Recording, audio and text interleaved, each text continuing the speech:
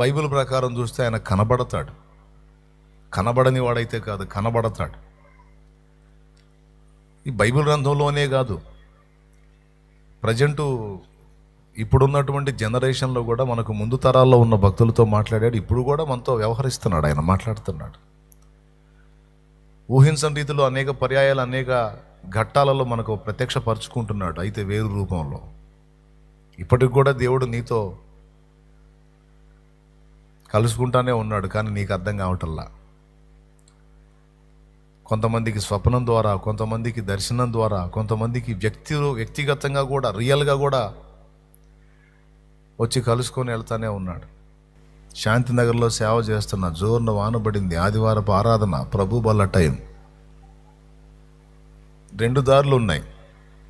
సంజీవ్ నగర్ మీదుగా చెట్లల్లో గుండా రావచ్చు, భయంకరంగా పెరుగుంటాయి అడవి తుమ్మ చెట్లు, వాటిలో గుండా రావచ్చు, దగ్గర దారి.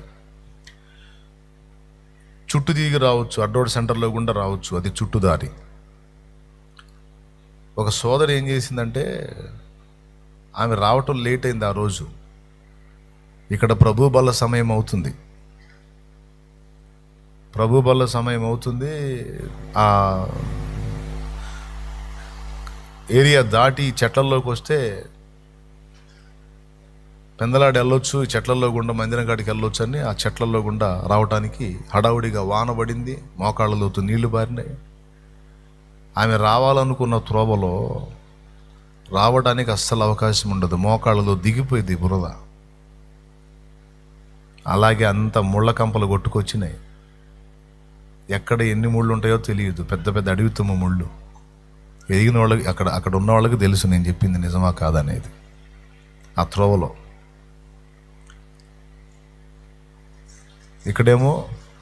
ఇక్కడ ప్రభు బల్ల సమయంలో పాడే పాట, మందిరంలో పాడే పాట అక్కడ వినపడుతుంది ఆమెకి. అమ్మో, బల్ల స్టార్ట్ చేశారు, ప్రభు బల్ల ఇస్తున్నారు, ఏసయ్యా నేను అందుకోలేకపోతానేమని పరిగెత్తుతుంది. పరిగెత్తి ఈ మార్గానికి వచ్చి కరెక్ట్గా శుభ్రంగా ఉన్నంత వరకు వచ్చింది. అక్కడ నుంచి ఎలా ముందుకు వెళ్ళాలో అర్థం కాల ఆమెకి. అడుగు తీసి అడిగేస్తే ముళ్ళు, పెద్ద పెద్ద ముళ్ళు. ఎట్లా పోవాలి?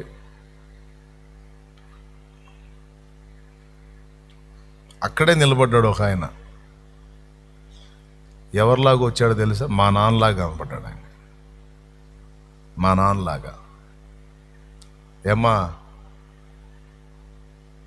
ఇటుబడి వచ్చావే, అటు వెళ్ళొచ్చుగా, ప్రభు బల్ల ఇస్తున్నారుగా బాబాయ్, తీసుకుందామని వచ్చానని ఆమె చెప్పింది. పిచ్చిదన్న, ఇంత బురదలు ఎట్ట వెళ్తావమ్మా? దా, నేను ఎక్కడైతే అడిగేస్తానో అక్కడ అడిగాయి. నేను ముందు నడుస్తాను, నేను అడిగేస్తాను, ఆ అడుగులో నువ్వు అడిగేసుకుంటా, నేను అడిగేసిన దగ్గరే అడిగేసుకుంటా రమ్మన్నాడు. ఆయన ముందు అడిగేయటం, ఆయన అడుగులో ఏం అడిగేసుకుంటా రావటం. మోకాళ్ళలోతు బురద, ఇంత కూడా అంటలా ఆమె కాళ్ళకి. నేను చెప్పాలి, ఆమె చెప్పింది సాక్ష్యం. ఎన్నోళ్ళు గుర్తుంటే చేతులు ఎత్తొచ్చు. అదిగో చేతులు ఎత్తారు వాళ్ళు, విన్న సాక్ష్యం అది.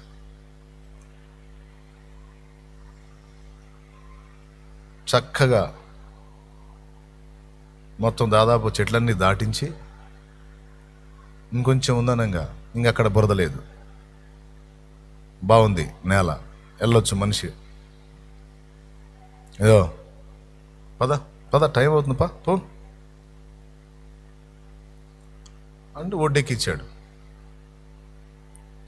తర్వాత వచ్చి ఆమె ఆ 4 అడుగులు నడిచింది కదా, అక్కడ కొద్ది గొప్ప అంటితే అది దులుపుకుంటా ఏకాడికి మందిరం ఆలోచనలో ఉంది, అడుగు ముందుకేసింది. అక్కడున్న వ్యక్తులు చూసి బిత్తరపోయారు. ఏమమ్మా నువ్వు మనిషివేనా? ఎట్టొచ్చావు అసలు ఈ బురదలో? పురుషుల్లో మేము పోవటానికే ఇబ్బంది పడి మేము కూర్చున్నాం, ఆడ మనిషివి అసలు ఎట్లొచ్చావు నువ్వు అని వాళ్ళు అరిశారు ఆమెని. నేను కాదు, బాబాయ్ తీసుకొచ్చాడు నేను వెనక్కి చూసింది. బాబాయ్ లేడు, అబ్బాయి లేడు, ఎవరు లేరు. ఆమె చెప్పిన సాక్ష్యం ఏంటంటే, కాళ్ళు అక్కడే గడగడ వణిగిపోయినాయి అంట. ఆయన సన్నిధి కోసం ఆశపడి ఆయన శరీర రక్తాలు తీసుకోవటానికి, అయ్యో నేను పోగొట్టుకుంటానేమో ఈ వారం అని ఆమె ఆందోళన పడి ఆ హృదయంలో ఆయన కొరకున్న ఆకలి, ఆతృత ఆయన ఎరుగును. చూస్తే లేడు, ఎవరు లేరు.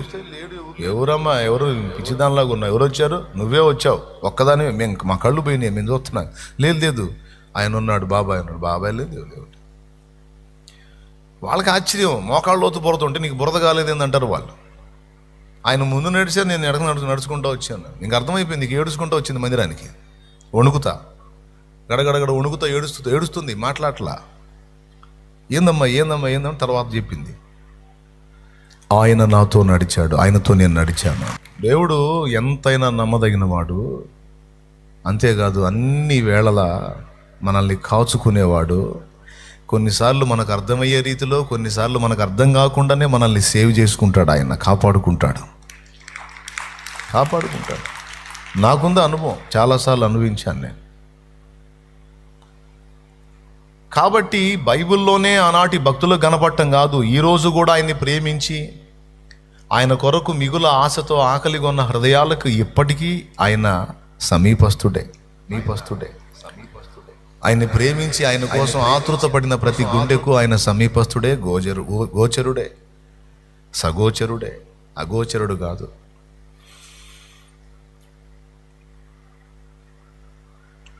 మరి అగోచరుడు అని ఎందుకు అన్నాడు బైబిల్లో? అన్నాడు, ఆ మాట ఉంది బైబిల్లో.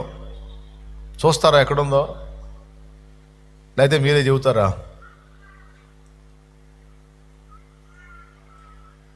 సరే, ఏడో చాటు ఉందలే, ఇప్పుడు మనకు సమస్య అది కాదు. నాకు వెళ్ళి చూడండి.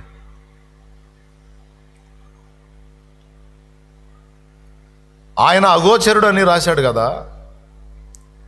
అయితే కంటికి కనబడడు అని కాదు, అర్థంగాడు. అది మనం అందులో పట్టుకోవాల్సిన పాయింట్. కనబడ్డాడు, మాట్లాడాడు, నడిచాడు, మనల్ని నడిపించాడు, అన్నీ నడిచినాయి. అయినా వాక్యం అంటుంది ఆయన మనకు అగోచరుడు. అదే ఏబులో ఉంటుంది. అది సర్వశక్తుడగు దేవుడు, మహాత్మ్యము గలవాడు, ఆయన మనకు అగోచరుడు. న్యాయమును నీతిని ఆయన ఏ మాత్రమును చెరుపడు. అందువలన నరులు ఆయన యందు భయభక్తులు కలిగి యుందురు. ఆయన మనకు కనబడడు అంటాడు, న్యాయమును నీతిని చెరపడు అంటాడు. అగోచరుడు, న్యాయమును నీతిని చెరపడు అంటే అర్థం ఏంటంటే, నీకు అర్థం కాడు. ఆయన ఉన్నదన్నట్టు ఆమూలాగ్రం నీకు కనపడాడు, కానీ నువ్వు చూడదగ్గ స్థాయిలో నీకు తను తాను ప్రత్యక్షపరుచుకుంటాడు, నిన్ను నడిపిస్తాడు, నీతో నడుస్తాడు, నీతో ఫ్రెండ్షిప్ చేస్తాడు, అంతా నడుస్తుంది. ఆయన నీకు అర్థం కాడు, కానీ ఒక్కటి గుర్తుపెట్టుకోవాలి, ఆయన నీతిని న్యాయమును చెరపడు. ఆయన ఏది చేసినా కొన్నిసార్లు నీకు అనిపిస్తుంది, మనకు అన్యాయం జరిగిందని. దేవుడు ఇలాగా ఎందుకు చేశాడు, ఇలా కాకుండా ఇంకో టైపులో చేస్తే బాగుండు కదా అనిపిస్తుంది మనకేదో అన్యాయం జరిగినట్టు మనం కొన్నిసార్లు ఫీల్ అయిన అనుభవాలు మనకు ఉంటాయి. ఎంతమందికి ఉన్నాయో ఒకసారి చేతులు ఎత్తితే సంతోషపడతాను నేను కూడా. నాకు ఎందుకు ఇలా జరిగింది అన్న క్వశ్చన్ ఎప్పుడు రాలేదా నీ లైఫ్లో? మరి చేయత్తవా? నాకు చాలాసార్లు వచ్చింది. మరేంది, నాకు ఎందుకు ఇలా జరిగిందండి, ఎందుకు ఇలా చేశాడు, నాకు ఎందుకు ఇలా అన్న ప్రశ్న ఎప్పుడు పుట్టలేదా? మరి కొన్నిసార్లు మనం ఊహించని పరిణామాలను ఫేస్ చేసినప్పుడు, కొన్ని గాయాలైనప్పుడు, కొన్ని చేదైన అనుభవాలు మనకు ఎదురైనప్పుడు తప్పకుండా ఈ ప్రశ్న మనకు వస్తుంది. నాకెందుకు ఇలా అయింది, నాకెందుకు ఇలా చేశాడు దేవుడు, నాకు అన్యాయమే చేశాడని గాయపడిన అనుభవంలో మాట్లాడతాం. అందుకే ఇక్కడ చెప్తున్నాడు, నీకు అర్థం కాడు, కానీ ఒక్కటి గుర్తుపెట్టుకోవాలి, నీతిని న్యాయమును ఎన్నడూ చెరపడాయన. ఇంకా చెప్పాలంటే నీతి న్యాయములు, నీతి సత్యములు ఆయన సింహాసనమునకు ఆధారములు. నీతి చెరిపిన నాడు, న్యాయం తప్పిన నాడు ఆయన సింహాసనం కూలిపోయినట్టే. అది అసంభవం. కాకపోతే నీకు అర్థం కాదు, నాకు అర్థం కాదు, మనకు అర్థం కాదు ఎందుకు ఇలా అనేది. అర్థమైతే ఏముంది, మన బ్రెయిన్ అంత చిన్నోడైపోతాడు దేవుడు. దేవునికి స్తోత్రం, హల్లెలూయా. అంతే. దేవుడు మొత్తంగా నాకు అర్థమైపోయాడండి, అసలు దేవుడు నాకు అర్థమైపోయాడండి అని ఒకవేళ నువ్వంటే అది నీ పిచ్చి. దేవుడు మొత్తంగా నీకు అర్థమైపోతే ఆకాశ మహాకాశాలు పట్టజాలన్నంత దేవుడు నీ బ్రెయిన్ అంత చిన్నోడని అర్థం. అది అసంభవం. ఏదైనా ఎంతైనా కొంచెం గొప్ప మనకు ఏదైనా కొద్దిగా తెలిసింది ఆయన గురించి, కొద్దిగా ఏదైనా గ్రహింపు వచ్చిందంటే ఏదో ఆయన కృపతో ఆయన బయలుపరిచిందే. అదంతా మనకి గుసగుసే అన్నాడు. అంటే గుసగుస అంటే బాగున్నారా, నేను చెప్పేది వినపడుతుందా, ఇది గుసగుస. వాస్తవంగా అసలు వాయిస్ అదేనా షాలేం రాజు అనేవాడిది? షాలేము రాజు అనేవాడి గొంతు అది కాదు, ఇది గుసగుస. అసలు వాయిస్ ఇప్పుడు వినపడుతుంది నీకు. అది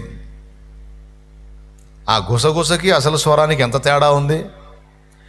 నీకు నాకు ఏదన్నా దేవుని గురించి కొద్ది గొప్ప తెలిసిందంటే అది గుసగుస మాత్రమే.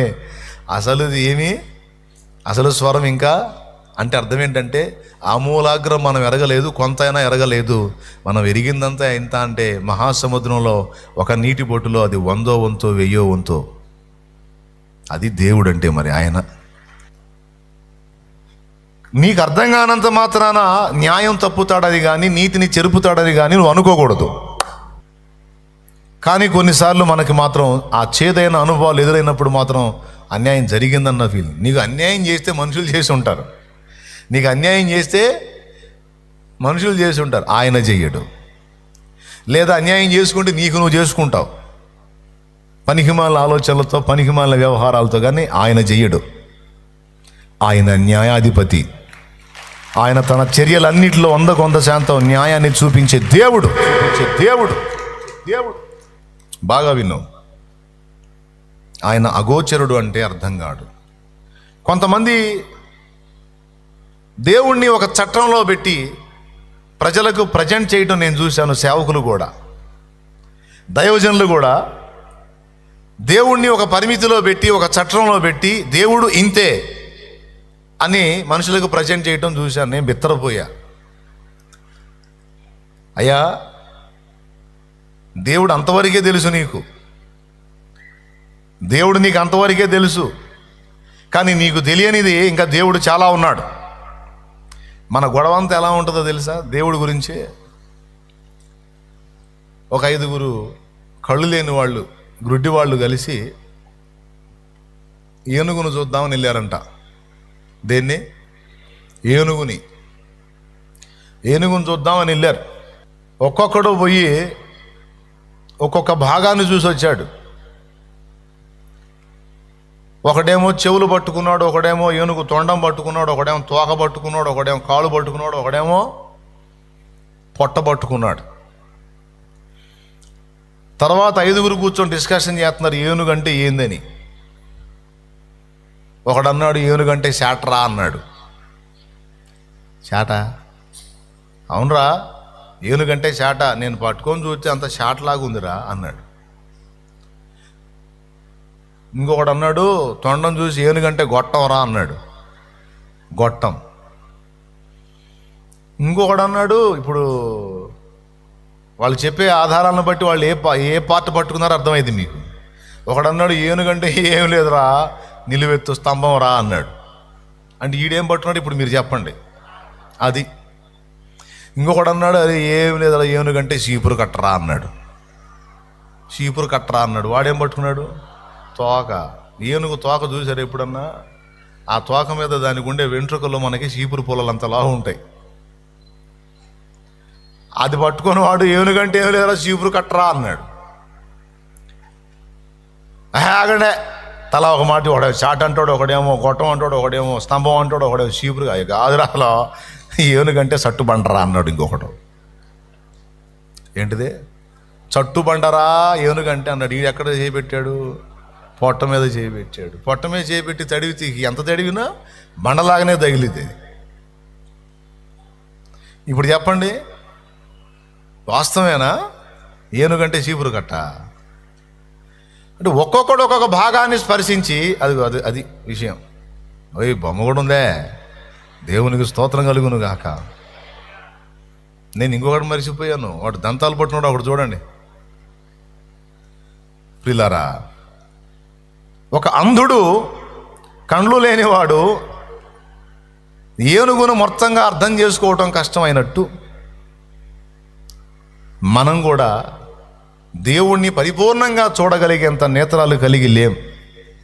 మనకిచ్చిన దృష్టి, ఆలోచన శక్తికి ఒక పరిమితి ఉంది. అంతకు మించి థింక్ చేసామంటే బుర్ర వేడెక్కితే ఆసుపత్రికి వెళ్ళాల్సి వచ్చింది, మానసిక వైద్య నిపుణుల దగ్గరికి వెళ్ళాల్సి వచ్చింది. తెలియశక్యమైంది ఏదో గ్రంథంలో బయలుపరిచాడు, తన గూర్చి కొంత సమాచారం మనకి ఇచ్చాడు. అంతవరకు దేవునికి స్తోత్రం. కానీ మొత్తంగా దేవుడంతా కూడా అదే అని ఆయనను ఒక చట్రంలో పెట్టి దేవుణ్ణి ప్రజెంట్ చేయడానికి ప్రయత్నించినటువంటి కొంతమందిని నేను చూశాను. దేవుడు సృష్టించినటువంటి సృష్టిలో ఈ మధ్య ఒక వాదన విన్నాను నేను. దేవుని కుమారులు, నరుల కుమార్తెలు చక్కని వారిని చూచినప్పుడు వారిలో తనకు మనసుకు నచ్చిన వారిని పెండ్లి చేసుకున్నారు, వారికి పిల్లల్ని కన్నారు. పూర్వకాలమందు సూర్యులు అనబడిన వారు వీరే నెఫీలీయులు అని ఆదికాండం 6వ అధ్యాయంలో ఉంటే, దేవదూతలు అని చెప్పిన దగ్గర, దేవుని కుమారులు అని చెప్పిన దగ్గర దేవదూతలు కాదు, దేవుని కుమారులు అని వ్రాయబడ్డ దగ్గర మనం ఎలా అర్థం చేసుకోవాలంటే, ఒక ఆయన అన్నాడు దేవుని కుమారులు అంటే షేతు కుమారులు, నరుల కుమార్తెలు అంటే కయ్యూను సంతతి. నరులు పాపులు గనక మరి కయ్యూను సంతతి నరుల కుమార్తెలు. దేవుని కుమారులు అంటే షేతు కుమారులు అని అలా నిర్వచించారు. మరి షేతు మనిషే, కయ్యూను మనిషే. వాళ్ళ పిల్లలు పెళ్ళిళ్ళు చేసుకొని సంతానాన్ని కంటే అంత భయంకరమైన ఎత్తరులు. ఆమోసు గ్రంథము 2:9 దేవదారు వృక్షమంత ఎత్తైన వారును సింధూరు వృక్షమంత బలము గలవారునగు అమోరీలను వారి ఎదుట నిలవకుండా నేను తరిమి కొట్టాను అన్నాడా? సంఖ్యాకాండంలో ఇశ్రాయేలు జనాంగం కనాను దేశానికి వెళ్ళి అక్కడ ఎత్తర్లను చూశారు. బహు ఎత్తరులు. ఎంత ఎత్తున్నారంటే ఒక మామూలు మనిషి వాళ్ళ కాళ్ళ దగ్గరికి వెళ్ళి నిలబడితే ఒక మిడత ఎంత ఉంటుందో అంత ఉన్నాడు. ఒక మనిషి మరో మనిషి కాళ్ళ దగ్గరికి పోయి నిలబడితే ఒక మిడత సైజులో ఉన్నాడంటే వాడు ఎంత పొడుగున్నాడో మీరు ఊహించండి. వీళ్ళని 3 పేర్లతో పిలిచారు. ఆనాకు వంశీకులు, అమోరీ వంశీకులు, అమోరీ జాతి మనుషులు.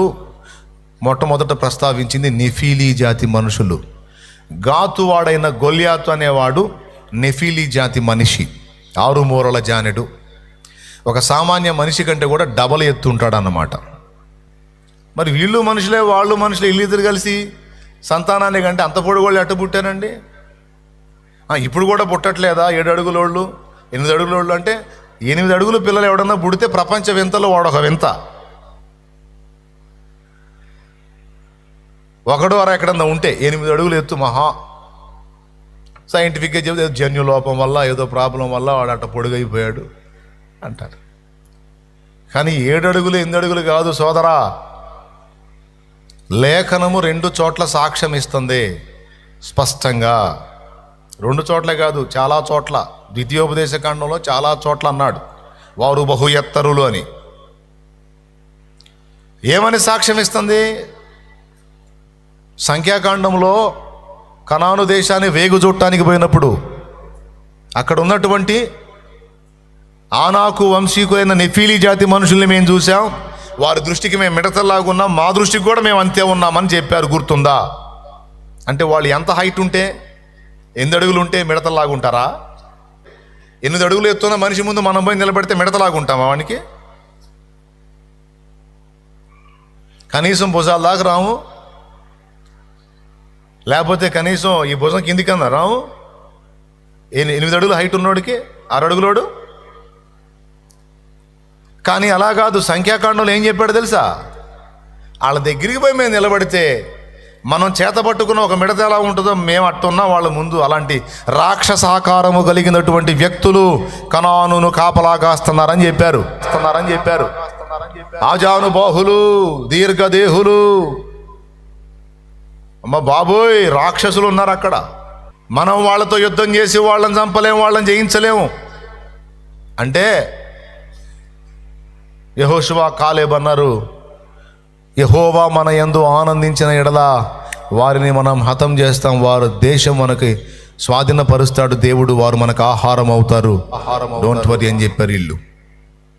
వాళ్ళ ఎత్తుతో వాళ్ళ పొడవుతో మనకెందుకురా, యుద్ధం చేసేది మనం కాదు కదా, మన పక్షాన దేవుడు కదా యుద్ధం చేసేది. వాళ్ళు ఎంతోళ్ళు అయితే నేలమట్టం చేస్తాడు దేవుడు. ఆయన మన పక్షాన ఉంటే చాలు, ఆయన మన యందు ఆనందిస్తే చాలు, ఎవడైనా నిలవలేడురా మన ముందు. నూను కుమారుడైన యెహోషువ, యెఫున్నె కుమారుడైన కాలేబు, వీళ్ళిద్దరు ఈ మాట పలికారు. వీళ్ళిద్దరు ధన్యులయ్యారు. అక్కడ సాక్ష్యం కనపడుతుంది ఎంత ఎత్తున్నారు. మరో చోట నెఫీలీ జాతి మనుషులు సూరులు అన్నాడు. ఆమోసు గ్రంథం 2:9 దేవదారు వృక్షమంత ఎత్తు అన్నారు. సాక్షాత్తు దేవుడే పలికిన వాక్ అది. దేవదారు వృక్షమంతా ఎత్తైన వారును, సింధూరు వృక్షమంతా బలము గలవారునకు అమోరీలను వారి ఎదుట నిలవకుండా నేను నాశనము చేసి తిని కదా అన్నాడు. చూడు ఆమోసు 2:9. ద్వితీయోపదేశకాండం 1వ అధ్యాయం నుంచే చదివితే ఉంటుంది మనకి. ఆ దేశపు ఎత్తర్లను దేవుడు తరిమి కొట్టేసి మీకు స్వాధీనపరుస్తాడు. చాలా ఎత్తైన మనుషుల్ని మీ ముందు లేకుండా తరిమి కొట్టాడు. ప్రియులారా, బాగా గమనించాలి మీరు. ఎలా సాధ్యము? ఆ రాక్షసాకారం కలిగిన మనుషులు ఎలా పుట్టారు? ఎట్లా పుట్టిస్తాడండి దేవుడు అన్నట్టు మాట్లాడతారు వీళ్ళు. ఇంకొక సహోదరుడు చెప్పాడు, దేవుని కుమారులంటే భక్తులట, నరుల కుమార్తెలంటే భక్తిహీనులట. భక్తులైనా భక్తిహీనులైనా ఇద్దరు మనుషులేగా. ఇద్దరు మనుషులకు సంతానం కలిగితే మనుషులే కదా. రాక్షసాకారం కలిగిన వ్యక్తులు ఎట్లా పుడతారు? అయినా అంత ఎత్తరులు ఎట్లా పుడతారు? ఇప్పుడు మనం నెట్లో సెర్చ్ చేస్తే అలాంటి ఆకారాలు ఉన్నాయా లేవంటానికి సైంటిఫిక్ ఎవిడెన్స్ కూడా దొరికినాయి. అలాంటి దీర్ఘదేహులు భూమి మీద జీవించారు అనడానికి స్కెల్టన్స్ ఉన్నాయి. నెట్లో సెర్చ్ చేస్తే మీకు కనపడతాయి. వాని పుర్రే ఒక మనిషి ఎత్తు ఉంటుంది. తల పుర్రే ఉన్నాయి నెట్లో. తవ్వకాలు జరిపి తీశారు అట్ని. లేకపోతే ఎక్కడి నుంచి వచ్చినాయి? కాబట్టి అంటే దేవుణ్ణి అర్థం చేసుకునే విషయంలో, దేవుడి యొక్క కార్యాలను అంచనా వేసే విషయంలో అట్టడుగునున్నారు. అర్థం కాల, అదిగో మరి అదేంది, వీళ్ళిద్దరు కలిసాడు పుర్రె అంత లేరు చూడు. దేవునికి స్తోత్రం కలుగును గాక. హల్లెలూయా. అది ఏదో గ్రాఫిక్ చేశారు, అది రైట్ కాదు, ఒట్టిదే అది అని ఎవరైనా అంటారేమో. వాళ్ళిద్దరూ ఒట్టిదే కావచ్చు, ఆ స్కెల్టన్ వాస్తవేగా. కొన్ని ప్రదేశాల్లో మ్యూజియంలో కూడా ఏర్పాటు చేశారు. ఈ ఫోటో కాకపోతే ఇంకోటి ఒరిజినల్గా ఉన్నాయి. కొన్ని మనుషులు సంచరించి తిరిగి చూసినవి కూడా ఉన్నాయి వీడియోస్. సరే, వాళ్ళు ఇప్పుడు సైంటిఫిక్గా ఆధారం దొరికినా దొరకకపోయినా దేవుడు లేడా? బైబిల్ అబద్ధమా? పరిశుద్ధ గ్రంథం. నేను సైంటిఫిక్గా రుజువు అయినా కాకపోయినా నేను బైబిల్ని నమ్ముతా.